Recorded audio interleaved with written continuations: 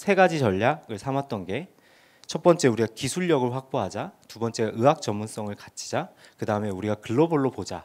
이 세 가지의 철학을 가지고 회사를 계속 운영을 해왔습니다.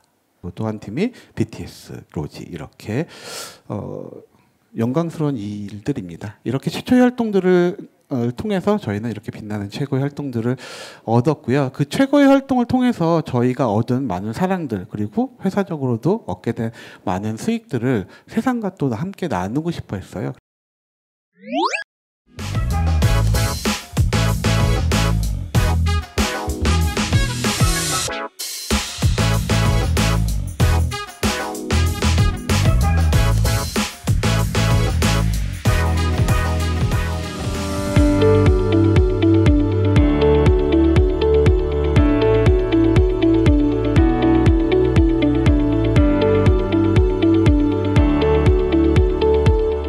로지를 만든 진짜 사람이 왔습니다.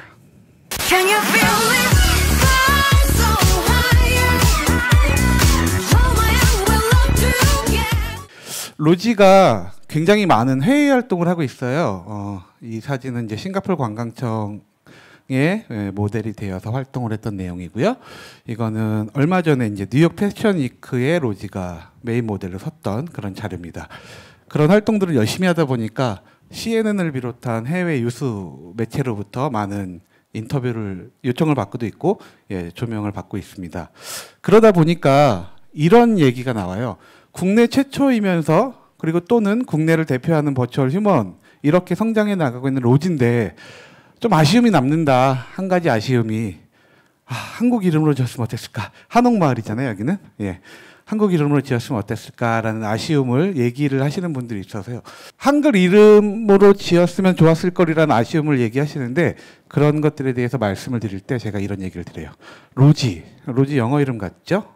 하지만 로지는 순수한 한국 이름입니다. 얼마 전에 저희가 이제 한글날이에요. 한글날에 오늘만큼은 우리 모두 한글을 써봅시다. 영어 쓰지 말아봅시다라는 장난스러운 이벤트를 걸었었는데 그때 사람들이 이렇게 올렸던 실제 반응이에요. 그러니까 거의 처음인데 네 이름 자체가 순수 우리말이 아니라서 댓글 달기가 어려워 이렇게 얘기를 주셨는데 그때 저희가 이렇게 답변을 드렸죠. 아니에요. 제 이름은 순수 한국 이름입니다. 순수 한국 이름 오로지. 오로지. 제가 오늘 이 이야기를 먼저 시작한 이유는요. 이게 저희의 모든 거예요. 로지를 만들었던 기획을 했던 순간부터 만들고 있는 지금 오늘 이 순간까지 로지에게 담겨지는 모든 컨셉은 이 단어 하나로 의미가 함축됩니다. 그래서 처음부터 이름을 오로지라는 순수 한글 이름으로 생각했는데요. 그 오로지라는 순수 한글 이름을 지었을 때부터 저희는 그것이 오로지의 모든 것이라고 생각을 했고요. 버추얼 휴먼이 공식적인 통계가 나온 건 아닌데 약 200명 정도, 어디서는 150명, 어디서는 200명, 또는 200명이 넘는다라는 얘기가 막 나오고 있어요.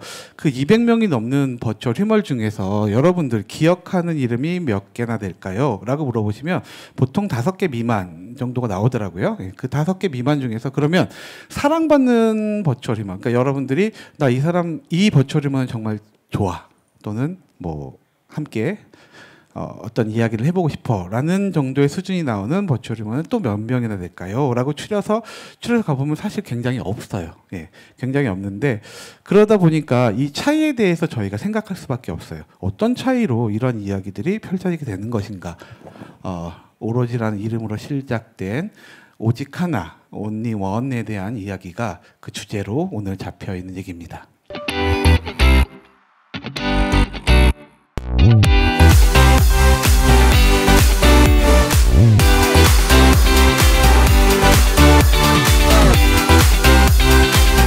오로지란 이름으로 시작된 로지에게 저희가 처음에 기획할 때 이런 생각들을 많이 했어요. 제가 이걸 기획한 게 거의 3년이 넘어가고 4년이 되는 것 같아요. 4년 전에 로지를 만들 때부터 시작인데 그때 이런 생각들을 되게 많이 했어요. 해외에 미켈라라는 유명한 버추얼 인플루언서가 있죠, 미국에. 그리고 영국에는 슈드라는 친구가 있고 일본에는 이마라는 친구가 있어요. 그 친구들을 저희가 사실 케이스 스터디를 굉장히 많이 했어요. 그걸 많이 하면서 왜 국내에는 이런 게 없을까라고 생각을 하면서 접근을 시작했는데, 그때 많은 분들이 이 얘기들을 했어요. 저희 내부에서 많은 분들이 기술과 마케팅의 관점에 대한 이 양립이 굉장히 많이 들어가고 있었어요. 그게 무슨 얘기냐면, 누군가는 이 기술적 측면에 대한 공들임 또는 기술적 측면에 대한 집중, 이런 얘기들을 많이 했었고, 저희는 반대로 마케팅에 대한 얘기를 많이 했었어요. 저희라 하면 저를 포함한 그 로커스 X의 식구들을 얘기하는 거고요. 여기 이렇게 보이죠? 잘 안 보일 수도 있는데 읽어볼게요. 로지는 단언컨대 기술이 아니라 마케팅으로 성공했다라고 얘기를 하는 거예요. 메타버스 또는 이제 버추얼 휴먼이라고 했을 때 많은 사람들은 기술에 대한 관점을 굉장히 많이 생각해요. 우와, 신기해. 저거 어떻게 만들었지? 도대체 무슨 기술로 저렇게 만드는 거야? 라는 이야기들을 굉장히 많이 하는데, 그런 것들이 저희한테는 굉장히 불편한 지점이에요. 제가 100번까지는 아닌데 한 60, 70번 정도의 강연을 지금 하고 있는 것 같아요. 로지를 만든 이후부터. 그때마다 굉장히 많은 주제들을 바꿔요. 오늘의 주제는 또 여기에 어울리게끔, 그리고 또 저희가 그 시간이 지날수록 또 로지는 계속 업데이트되고 또 새로운 이슈들이 생기기 때문에 그때에 맞는 이야기들을 만드는데, 한 번도 빠지지 않고 하는 얘기가 이거예요. 그래서 혹시나 이런 거에 관심이 많아서 지켜보신 분들이라면 이 얘기를 들어본 적도 있을 거예요. 하지만 이 얘기가 저희가 성공했던, 그리고 저희가 지금에 있을 수 있었던 모든 얘기의 출발점이자 마지막이기 때문에 할 수밖에 없어요. 그리고 오로지란 이름이 태어난 배경이기 때문에 제가 이 얘기를 한번 꼭 드려보고 싶어요. 우리가 이러한 철학들을 만든 가장 첫 번째 이유이자 가장 중요한 이유, 그 모든 것, 그 하나의 이야기는 바로 여기서부터 출발을 하는데요. 혹시 아담 아세요? 아담이 24년 전이에요. 여기 계신 분들 보니까 굉장히 젊으신데 아담하고 같이 태어나신 분들이 많은 것 같거든요. 24년 정도 됐어요, 아담이. 그 당시에 아담이 제너시스라는 1집 앨범을 냈고, 그 앨범 속에 세상에 없는 사랑이라는 노래가 공전의 히트를 기록했죠. 네. 한 50만 장 이상 판매가 되고, 네, 막 굉장한 활동을 했어요. 이게 잘 보일지 모르겠는데 아담이란 친구가 발표했던 노래예요. 아담이 얼굴이 이렇게 생겼어요. 혹시나 요즘 젊은 분들은 많이 몰라서 제가 이 영상을 꼭 보여드리는데,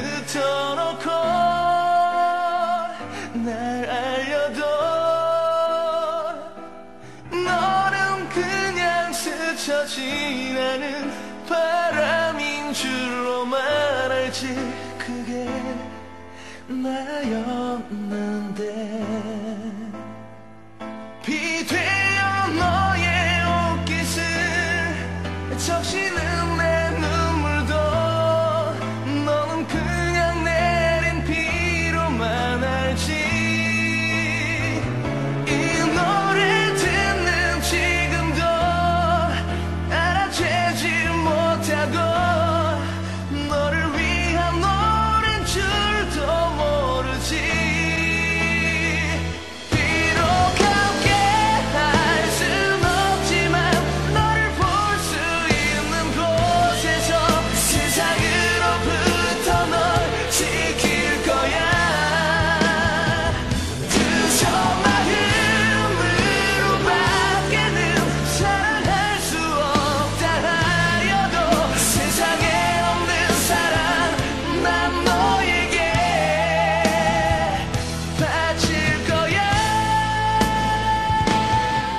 지금의 버추얼 휴먼이라는 이런 단어로 부르지 않고 사이버 가수라고 불렀어요.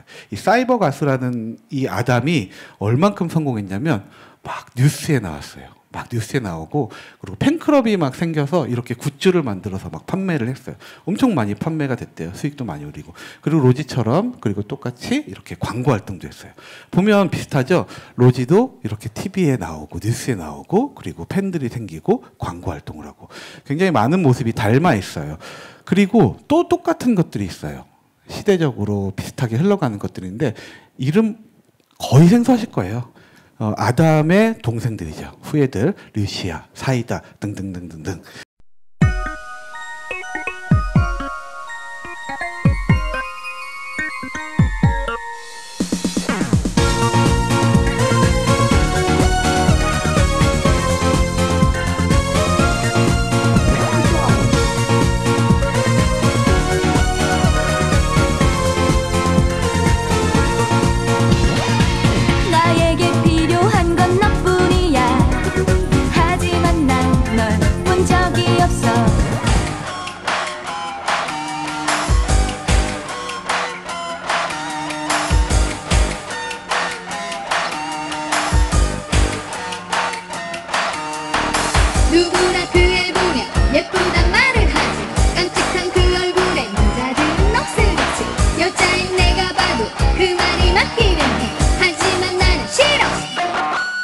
사이버 가수라고 불리우는 많은 친구들이 막 나오기 시작한 거죠. 아담 이후로. 뭐 로지 이후로 또 많은 친구들이 나온 것처럼 비슷한 시대 흐름이 갔어요. 그런데 이 친구들이 정말 어느 날 갑자기 휙 하고 사라졌어요. 이 어떤 셀럽이라면 사실 어떤 이슈가 있어서 은퇴를 한다거나 뭐 이런 것들이 분명히 공개가 될 텐데 이 친구들은 정말 어느 날 갑자기 사라져 버린 거예요. 그러다 보니까 저 어렸을 때 그런 얘기가 돌았는데 아담이 군대 갔다. 이런 얘기도 있었고요. 아담이 바이러스에 걸려서 죽었어. 이런 얘기도 있었어요. 그 정도로 얘는 도대체 어디 간 거야? 할 정도로 소리 소문 없이 사라졌는데 그 이유를 지금 현재 시점에서는 많은 전문가분들이 이렇게 얘기를 하고 있어요. 돈이라고 얘기해요. 그러니까 굉장히 많은 돈이 들었대요. 제가 듣기로는 그 당시에 이 뮤직비디오를 하나 만들면 그 당시 돈으로 2억 정도. 그러면은 아파트 한 채? 이 정도 들겠죠?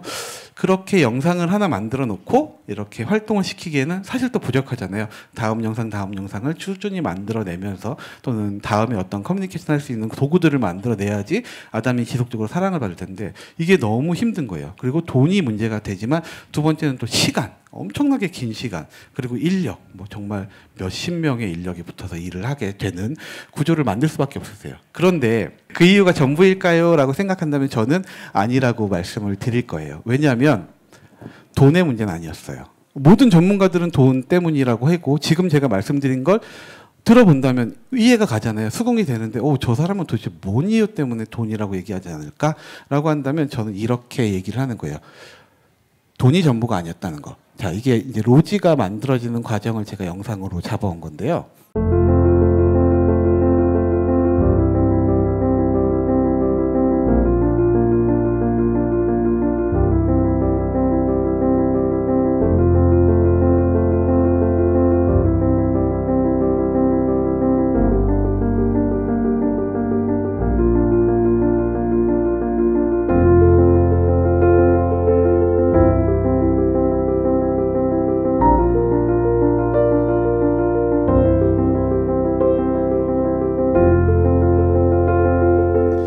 이렇게 로지를 만드는 거는 지금 아담의 기술하고는 거의 비교할 수 없을 정도의 수준이에요. 굉장히 짧은 시간 그리고 저렴한 비용 그리고 뭐 인력도 그렇게 많이 들지 않는 그런 굉장히 좋은 기술을 갖고 있는데 만약에 아담의 시대로 로지가 돌아갔다. 24년 전으로 지금 저를 포함한 저희 팀들이 그대로 로지를 갖고 돌아갔다라고 한다면 성공할 수 있을까라는 질문을 다시 한번 해보는 거예요.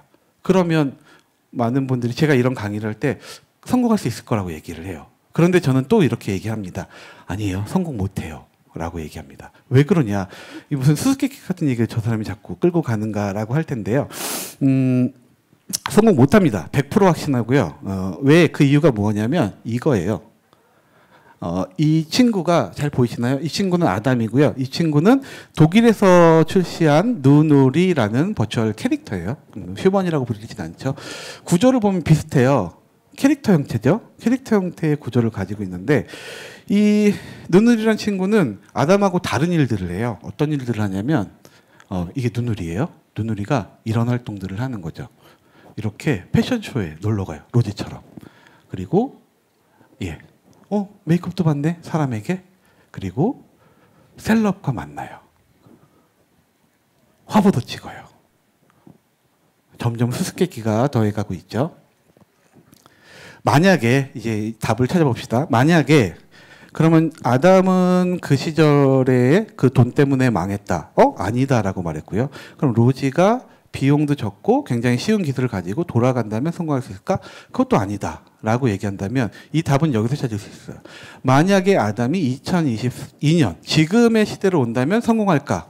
그 시절엔 성공할 수 없었던 아담이 지금은 성공할 수 있다고 저는 얘기합니다. 왜 그러냐면 미디어의 변화가 핵심이에요.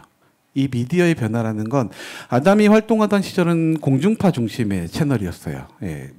제 기억으로는 12시 전에 애국가가 울리고 TV가 꺼졌어요. 그러면 울면서 잠들었죠. 더 보고 싶어서.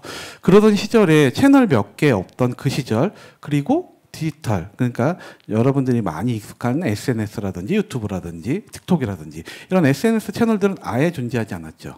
우리가 접할 수 있는 매체는 TV, 신문 거의 대부분이었죠. 아담이 활동할 수 있는 영역이 없는 거예요. 누누리는 사진 몇 장을 가지고 충분히 사람들에게 공감을 줘요. 가끔씩 영상을 가지고 사람들에게 재미를 주는 거죠. 그러면 아담이 그 당시 기술을 그대로 가지고 와서 뮤직비디오를 냈어. 그 후속은 사람들과 SNS를 통해서 이야기할 수 있는 구조를 만들 수 있다는 거죠. 그렇기 때문에 저는 아담이 2022년에 태어났다면 분명히 성공할 수 있었을 거라고 생각을 합니다. 이게 래퍼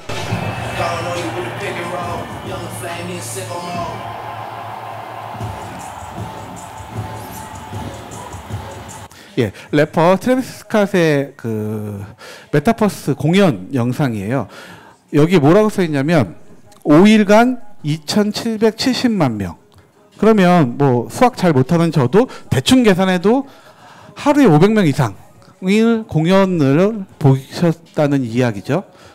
그러면 이게 다인가라고 본다면 이건 아리아나 그란데의 월드 투어입니다. 이 역시도 메타버스 공간에서 벌어졌던 일들이에요. 이 얘기는 또 어떤 걸 반증하냐면 아담이 그 당시에 아담이 이런 그 뮤직비디오를 만드는 기술을 가지고 굉장히 돈이 많이 들었다고 했잖아요. 그게 지금처럼 공연에 그러니까 메타버스 공간 안에서 공연을 할 수 있었다면 수익적으로도 훨씬 달라졌을 거예요. 2천만 명이 모이는 공연을 한다면 그 수익은 어마어마하겠죠. 네.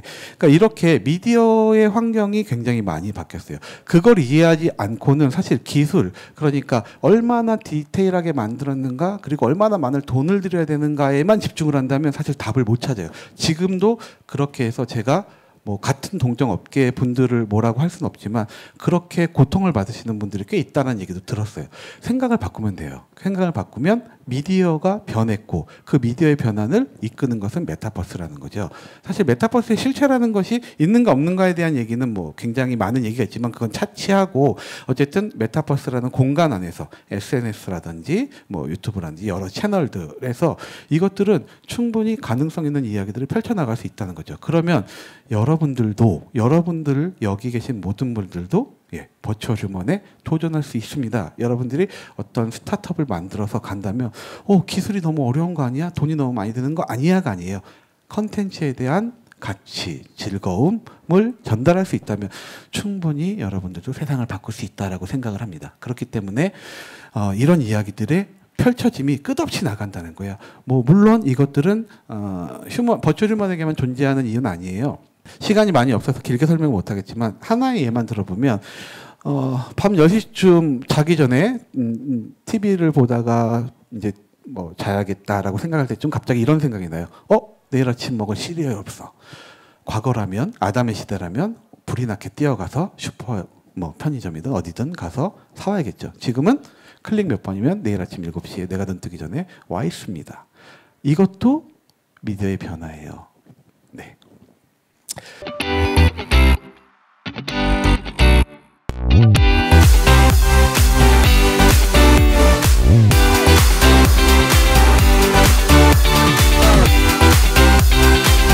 자, 그러면 본격적으로 로지에 대한 이야기로 다시 흘러가 봅시다. 이 사람들이 여기 앞에 서 있는 이 사람이 제가 계속 기술보다는 컨텐츠에 대한 이야기를 하고 있는데 그럼 도대체 로지는 저희가 처음 말했던 그 첫 페이지로 돌아가서 기억해 보자면 이 오로지는 도대체 어떻게 기획이 됐을까에 대한 얘기들을 할 수 있는 건데요.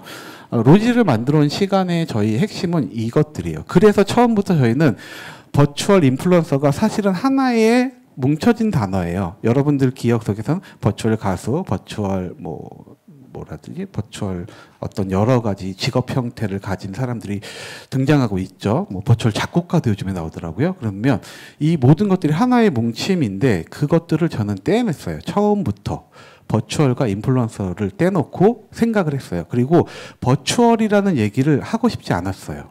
저희는 로지를 처음부터 인플루언서로 시작을 했답니다. 어떻게 시작을 했냐면 로지를 성공한 후에 대부분 받았던 질문들이 여기에서 출발을 하는데요. 로지 어떻게 만들었어요? 아까 처음에 얘기했던 것들이죠. 로지 어떻게 만들었어요? 오, 신기해 라고 계속 얘기를 하는데 이게 저희가 버추얼 인플루언서의 개념에서 버추얼이 아닌 인플루언서로 가기 위한 그 버추얼을 경계했던 이유인데 어떻게 만들었어요? 라고 물어보는 핵심은 기술에 다 가가 있잖아요. 모든 사람들이 그래요. 어떻게 만들었는가를. 그럼 이 기술은 어떻게 만들었는가에 대해서 계속 물어보는데 그게 사실은 별거 기술이 아니에요. 2013년 11월 30일이라고 써 있는데 폴 워커라는 분노의 질주 시리즈 나왔던 주인공이세요. 이분이 이 당시에는 분노의 질주 더 세븐이라는 영화를 촬영하고 있었고 그 촬영이 끝나기도 전에 개인 활동 중에 돌아가셨어요. 돌아가시면 어떡해요? 영화를 완성하지 못하잖아요. 그래서 할리우드 제작사들은 이런 기술을 쓰게 됐어요.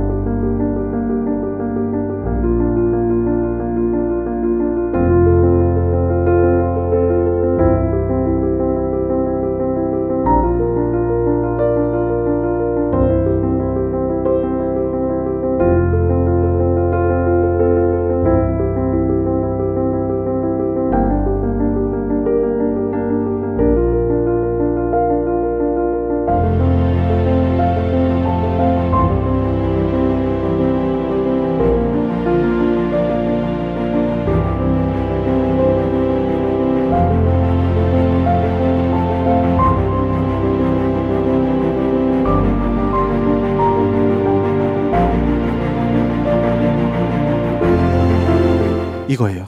로지도 이렇게 만들어요.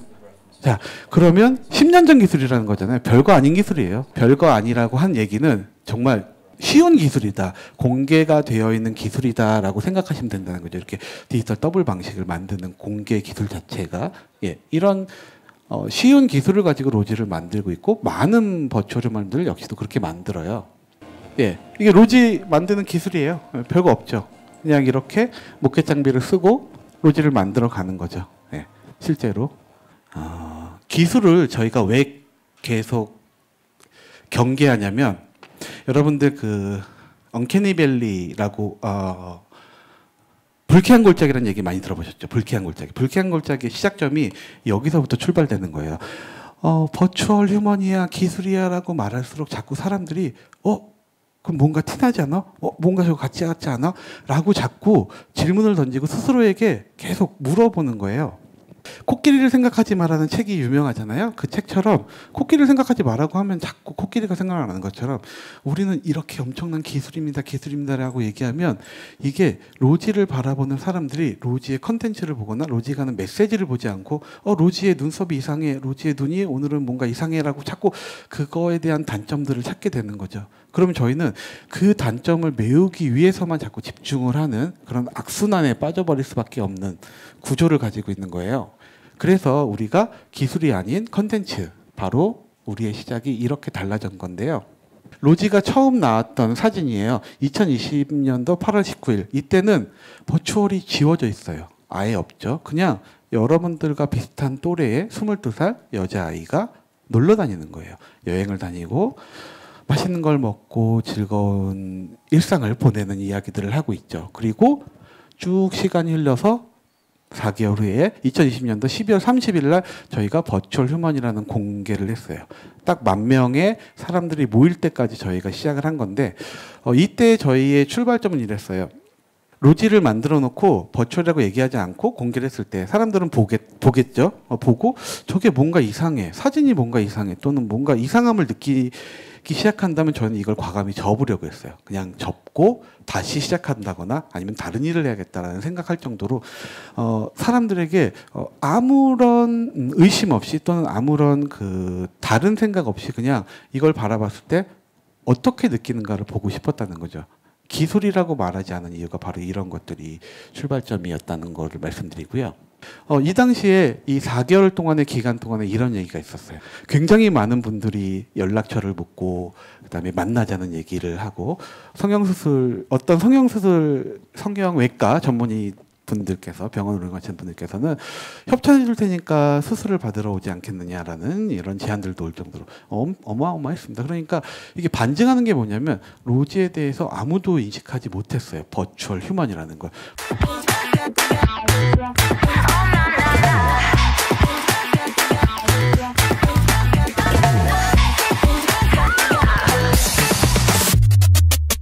Can you feel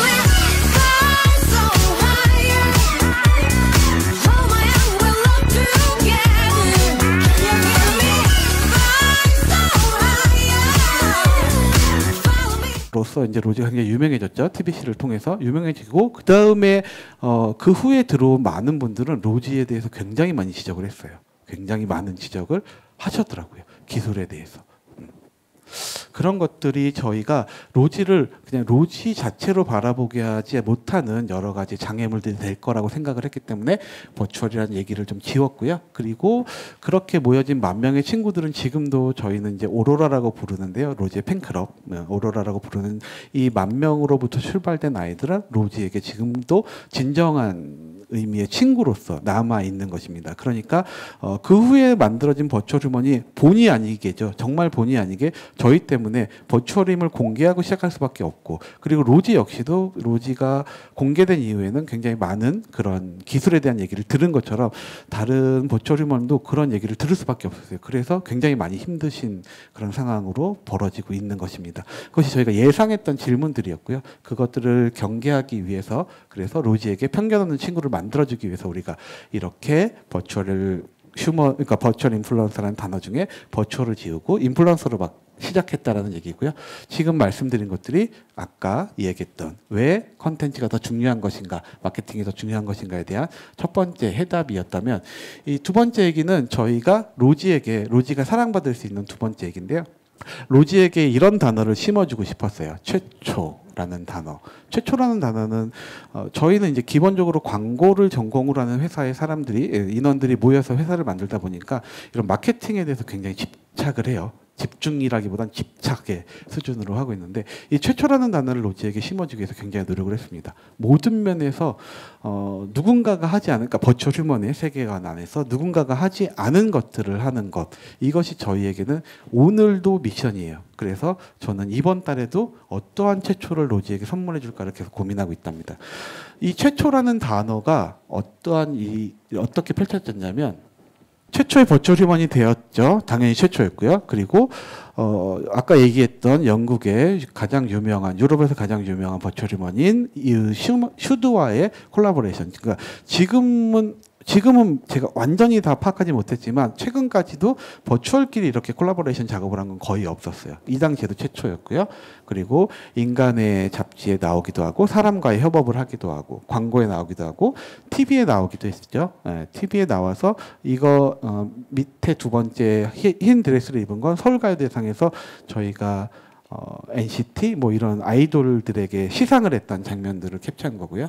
최초로 음반을 내기도 했고, 그리고 아까 보여드렸던 최초의 외국 활동을 하기도 하고, 그리고 최초로 브랜드, 로지란 이름이 붙은 브랜드를 출시하기도 하고, 이런 식으로 계속 사람들의 머릿속에 최초라는 단어를 심어주는 거죠. 그러면 로지 이후에 이 활동들을 하는 친구들은 최초가 될 수 없죠. 기억하기도 힘들죠. 그래서 로지란 이름이 계속적으로 사람들의 머릿속에 1번으로 남아있도록 하는 것이 저희 마케팅의 큰 축이었습니다. 그렇게 최초를 계속 만들다 보니까 자연스럽게 어느새 최고라는 단어를 저희가 수여받게 되었고, You know what happens to you over anything. Can you feel it? Fly so higher. Hold my hand, we'll love together. Can you feel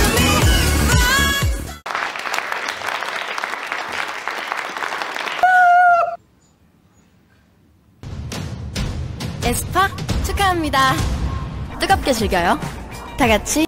네, 이렇게 드라마에도 나왔었네요. 생각해보니까 내과와 건장에도 출연을 했었고 여러 가지 최초의 활동들을 계속 펼쳐왔죠. 그리고 그 최초의 활동을 하다 보니까 이렇게 최고가 됐는데, 그 중에서도 저희에게는 굉장히 영광스러운 타이틀 중에 하나가 부산 엑스포 유치위원회의 공식 홍보대사에 세 분이 이렇게 이름이 올라가 있더라고요. 그 세 분 중에 한 분이 이정재 선배님, 그리고 또 한 팀이 BTS, 로지, 이렇게 영광스러운 일들입니다. 이렇게 최초의 활동들을 통해서 저희는 이렇게 빛나는 최고의 활동들을 얻었고요. 그 최고의 활동을 통해서 저희가 얻은 많은 사랑들, 그리고 회사적으로도 얻게 된 많은 수익들을 세상과 또 함께 나누고 싶어 했어요. 그래서 최고로 끝날 것이 아니라, 그래서 돈 많이 버는 애들이다, 쟤네들 돈 많이 벌겠다, 이렇게 끝나는 것이 아니라 이 최고를 최선의 것들로 돌려드리기 위한 최선의 선택들을 이렇게 해 나가고 있는데요. 저희는 뭐 얼마 되지는 않지만 로지가 발매한 음반 수익의 전액을 기부하고 있고요. 그리고 그 외에도 저희가 벌어들인 수익의 일부를 좋은 일에 쓰기 위한 기부 활동을 하고 있습니다. 굿네이버스와 함께 하고 있고, 그리고 굿네이버스가 실제로도 어떤 환경적인 좋은 메시지들을 나누기 위한 활동들도 계속적으로 하고 있습니다. 그렇기 때문에 지금 말씀드린 최초라는 단어를 통해 만들어진 최고를 최선의 결과로 내는 것들을 계속 사이클링 시키면서 소비자들에게, 팬들에게 많은 사랑을 지속적으로 받고 있지 않을까라고 생각을 하고요.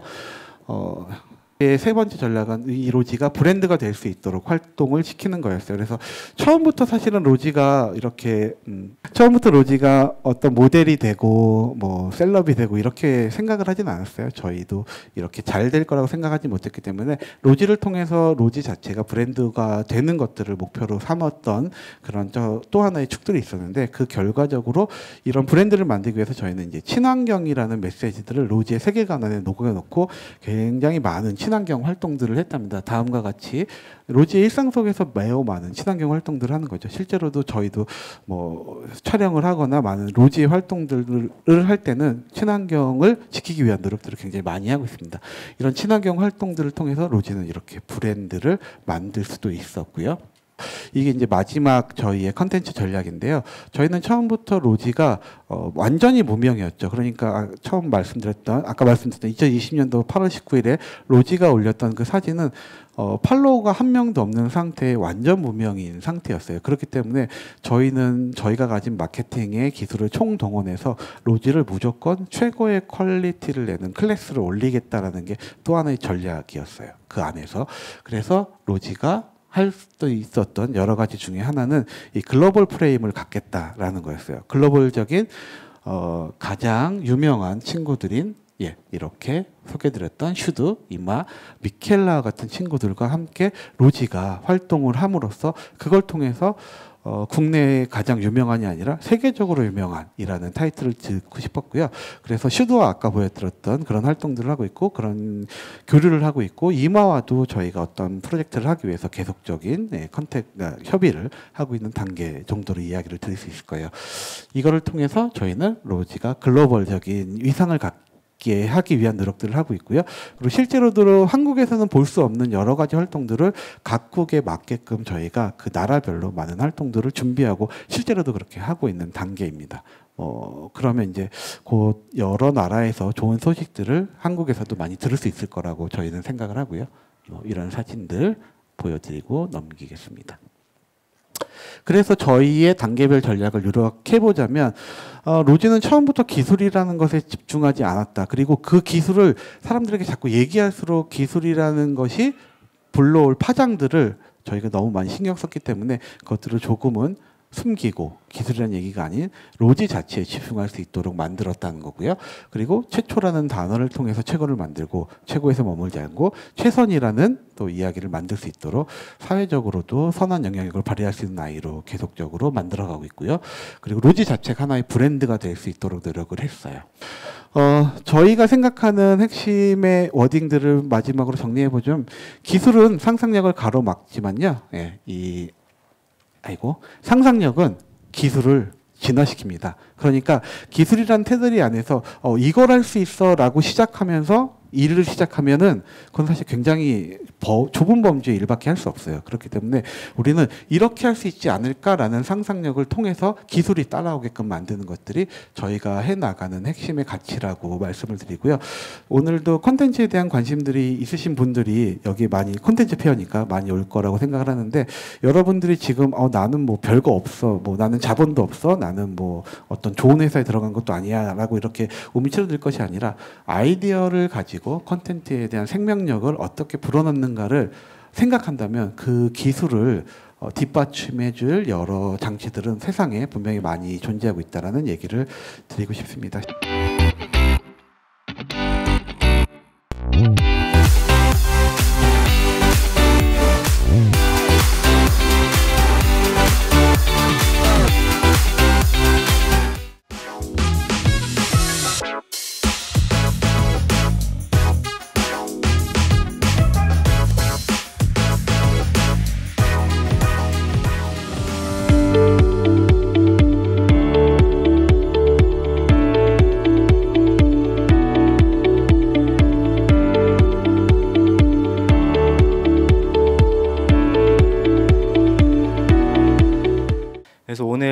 전달드린 내용은 AI가 의료 현장에서 어떻게 사용될 수 있는지, 제목은 이제 의료를 진단하는 영역과 그다음 치료 영역에서 저희 AI라는 게 어떻게 접목할 수 있을지 그 부분에 맞춰서 좀 발표를 진행하도록 하겠습니다.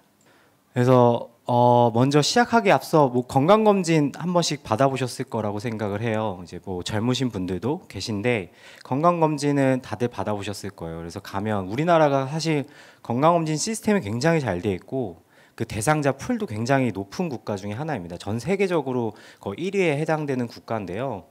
보통 건강검진을 받으러 가면 여러 가지 의료기기들이 있죠. 뭐 그래서 제 심장 박동수를 세기도 하고, 뭐 간단한 키, 뭐 신체, 뭐 여러 지표들을 이제 추출해내기도 하는데 그 중에 대표적인 게 이제 엑스레이 촬영을 생각해 볼 수 있을 것 같아요. 그래서 우리 몸 안에 이제 이상이 있는지 없는지를 검출하기 위해서 보통 엑스레이를 촬영하죠. 엑스레이는 크게 두 가지 정도가 있을 텐데요.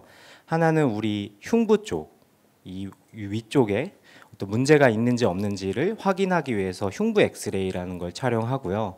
그다음 특히 여성분들은 이제 유방 쪽에 유방암이 있는지 없는지를 검출하기 위해서 이렇게 오른쪽 그림에 보시는 그 맘모그래피, 그 유방 촬영술이라는 걸 촬영하게 됩니다.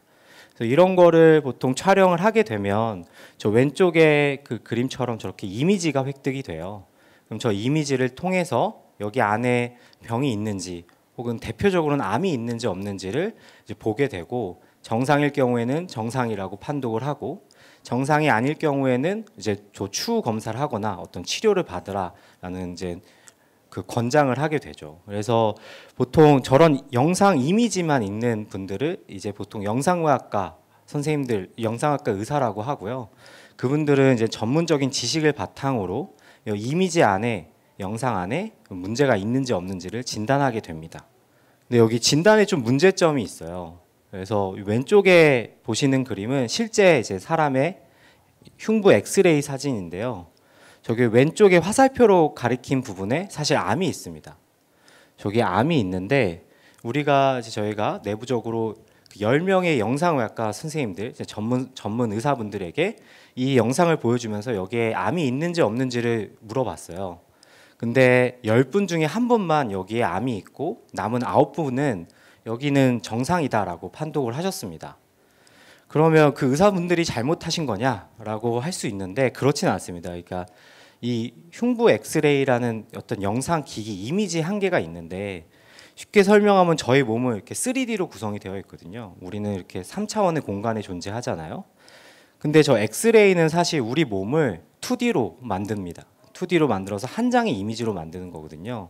그래서 제 뒤에 무슨 구조물이 있지만 사실 여기서 사진을 찍는다면 제 뒤에 이 뭐가 있는지가 저에 의해서 가려지기 때문에 뭔가 구조물이 있어도 구조물이 있다라는 거를 이제 말할 수가 없는 상황이거든요.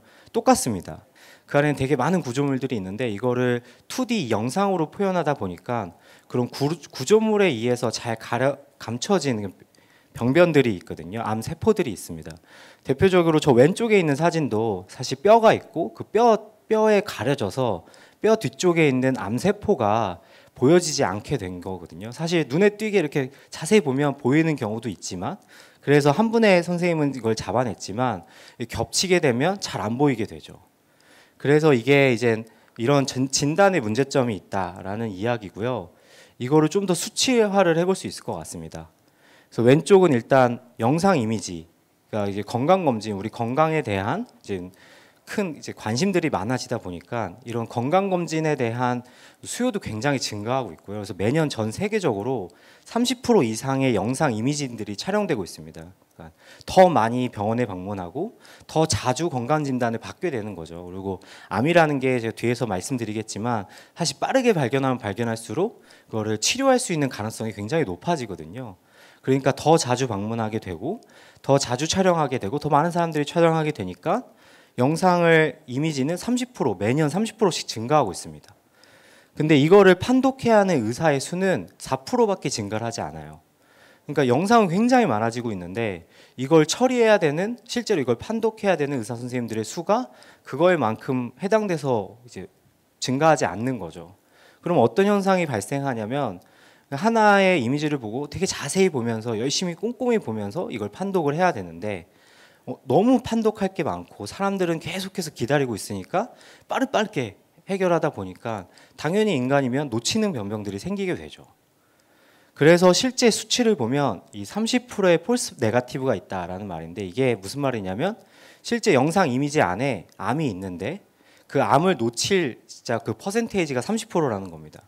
그러니까 10개 실제 암이 있는 영상들이 있는데 그 중에서 7개는 잘 잡아내지만 3개는 실제 암이 있어도 놓치게 된다는 의미고요. 그리고 95%의 폴스 포지티브라는 말은 그 95%나 사실은 없는데 있다고 생각하고 과도한 처방을 하는 비율입니다. 95%라고 하면 실제로 10개 중에 100개 중에 95명의 환자는 사실 괜찮은데 근데 뭔가 암이 의심스러우니 촬영해 보세요. 혹은 뭐 조직 검사를 해 보세요. 라는 추가 검사를 요구하게 되거든요. 그런 경험이 있으신 분들도 있을 거예요. 뭔가 이게 위험하다더라 한번 검사해 봐라라고 했는데 실제로 추가 검사를 했더니 아무 이상이 없었던 케이스들. 그게 실제로 이런 제가 앞서 말씀드렸던 영상 이미지의 한계 그리고 여러 가지 문제로 인해서 이렇게 문제들이 발생하고 있는 걸 수치화해 본 겁니다.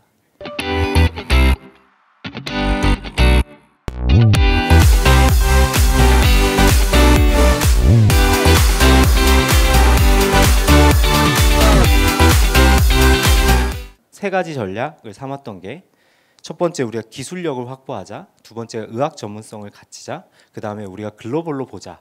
이 세 가지의 철학을 가지고 회사를 계속 운영을 해왔습니다. 그래서 어떻게 풀었는지를 말씀을 드리면 되게 이 한 장으로 많은 게 설명할 수 있을 것 같아요. 이제 왼쪽은 아까 제가 말씀드렸던 진단의 문제점. 그래서 10분 중에 실제 영상학과 의사분들 중에 한 분만 이게 암이 있다라고 발견을 했는데 이제 오른쪽 그림에 보면은 여기에는 화면이 잘 안 보이긴 하는데 저 암이 있는 부분에 그 파란색 그 색깔로 칠해져 있는 부분이 있습니다. 저게 뭐냐면 AI가 저기 부분에 암이 있다라는 걸 가리킨 거거든요. 그래서 저희가 푼 문제는 AI로 이 의료 데이터로 잔뜩 학습한 다음에 AI 스스로 암의 위치가 어디 있는지를 찾는 그런 제품을 개발한 거다라고 보시면 좋을 것 같아요.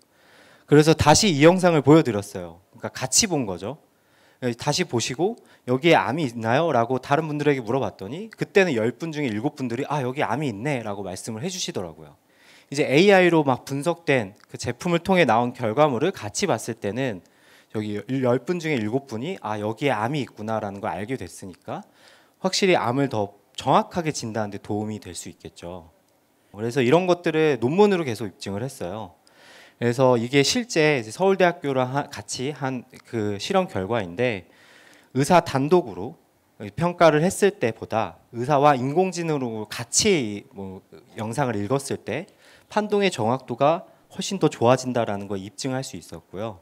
영상학과 선생님들, 그런 의사분들이 함께 제품을 판독했을 때 이 판독의 정확도가 굉장히 올라갈 수 있다라는 것을 입증한 실험입니다. 그래서 이런 실험들을 다양하게 했어요. 왜냐하면 의학이라는 건 되게 에비던스 베이스라는 표현을 많이 해요.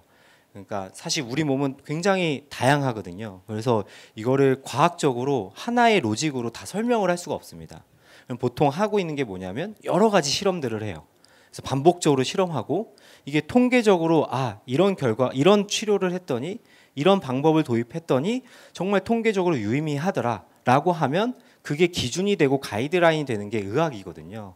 우리가 전 공학자로서 제가 처음으로 놀랐던 부분이 이런 부분이었어요. 저는 수식으로 입증하고 수식으로 검증하면 그게 정답인 거라고 인증을 했는데 사실 우리 모든 사람의 몸의 부분은 다 다르기 때문에 그걸 수식 하나로 입증을 할 수가 없습니다. 그러면 다양한 실험을 통해서 정말로 통계적으로 유의미한지를 계속 이렇게 밝혀내는 거고요.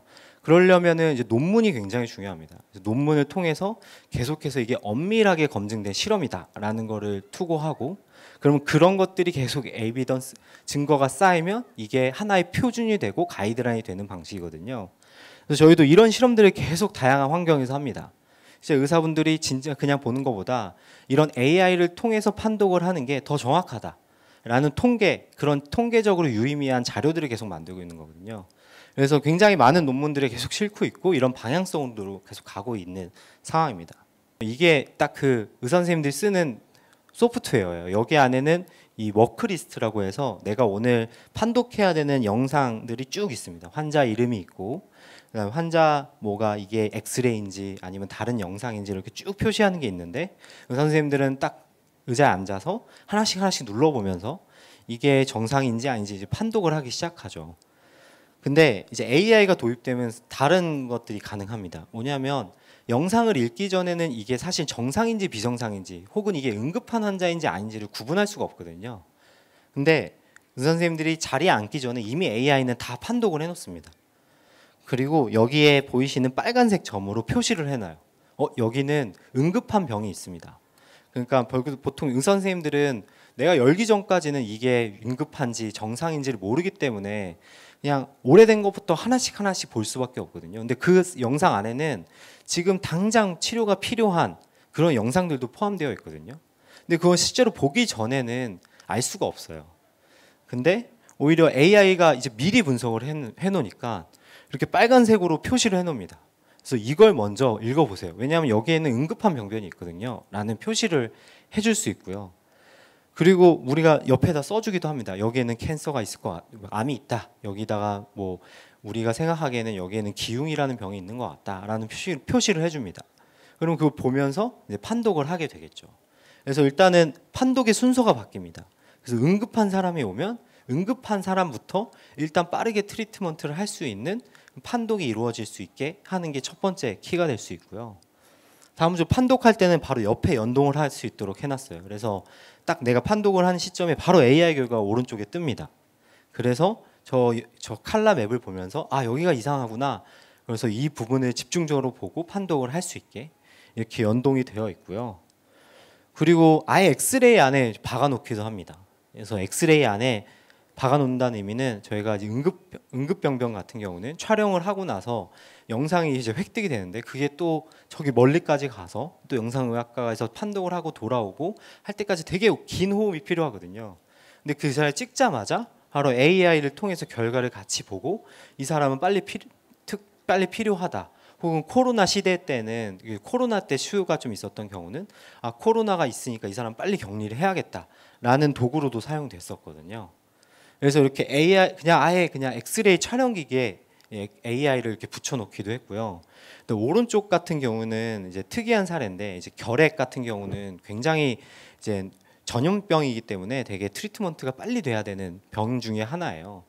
그래서 세계적으로도 이제 WHO라든지 이런 라이트 펀드라든지 이렇게 여러 곳 단체에서 결핵을 퇴치하기 위해서 되게 많은 액티비티를 합니다. 왜냐하면 이게 감염 질환이기 때문인데요. 결핵 자체가 좀 생활 수준이 좀 낮은 그런 국가에서 결핵이 굉장히 유행을 많이 합니다. 그래서 그런데 이런 리서처 펀드들이 조성이 돼서 WHO의 가이드라인을 통해서 막 이렇게 좀 결핵이라는 게 없어질 수 있도록 노력을 하는데 그런 데서의 가장 큰 문제점이 이런 의사가 없어요. 그러니까 판독을 할 수 있는 사람이 없습니다. 그래서 이 사람이 실제로 결핵이 있어도 결핵인지 아닌지를 판독할 수 있는 의사의 수가 절대적으로 부족합니다. 찍고 AI가 분석을 한 다음에 AI가 여긴 결핵이 있는 것 같다라고 하면 그 사람을 바로 격리 조치하는 그런 프로젝트입니다.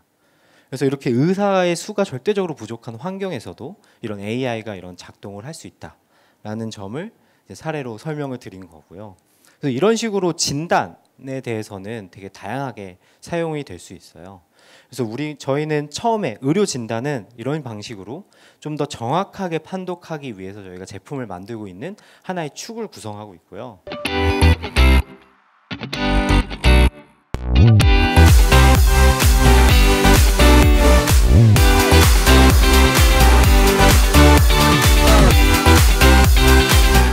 저희가 이제 치료의 영역에서 AI가 어떤 역할을 하는지에 대한 이야기인데요. 여기 보시는 요 이미지가 뭐냐면 조직 검사 이미지입니다. 조직 검사 이미지라고 하면은 보통 이제 사람이 최종적으로 이 사람이 암이다라는 최종 판단을 하려면 조직 검사를 해야 돼요. 그래서 바늘을 꽂아서 세포를 추출해서 그 세포를 이렇게 적당한 크기로 자른 다음에 현미경을 통해서 영상을 봅니다.